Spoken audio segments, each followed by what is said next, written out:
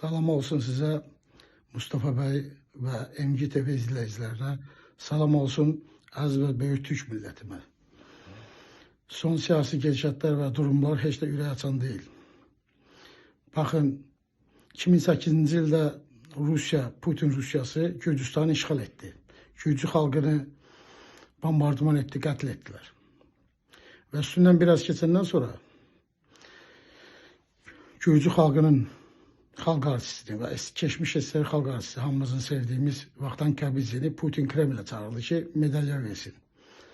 Vaktan Kabizi nəinki getmədi. Hatta Putin'e mesaj etti ki sen mənim millətimi qırarsan, bombardarsan, sonra da məni çağırıb yaxama medal mı taxasın? Və milli duruşunu, milli məfkurasını gösterdi Gürcü xalqının.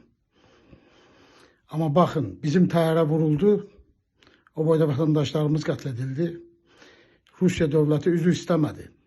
Üstünden 3 ay geçip 2-3 gün bundan önce Rusya Dumasının spikeri Matviyenko gelip Bakıda Azerbaycan Milli Məclisinin spikeri Sabir Qafarovla görüşerek Sabir Qafarovun yakasına bir medal taktı. Dostluk, kardeşlik medalı. Ve bir poz da verip gazetelerde, medyalarda paylaştılar. Ve üzü istememiş gitti.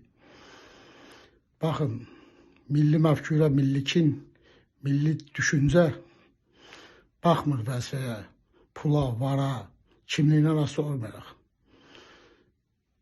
Oturduğunuz görevlərə milletin şərəf və namusunu, duruşunu qorumalısınız. Bu da sizde yoksa da ben ne diyebilirim? 2 gün bundan önce de Yunanistan'da askeri keçid keçirilirdi. Türkiye Cumhuriyeti'nin Yunanistan bölgesini de davet etmiştiler. Askeri keçiddə Yunan askerlerin dediği söz, Kipris Yunanlılarındır, Türkler buradan çok ağır küfürlə, söğüşlə hakaret ettiler. Ve buna da Türkiye bölgesi, Yunanistan üzrə Türkiye bölgesi orada durup göz yumurdu. Ve hiç sesini de çıkartmadı. Bir duruşunu da göstermedi.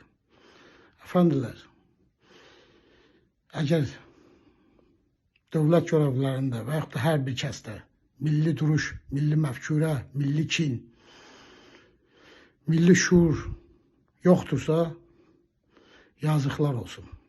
O millət, yazıqlar olsun o millətə.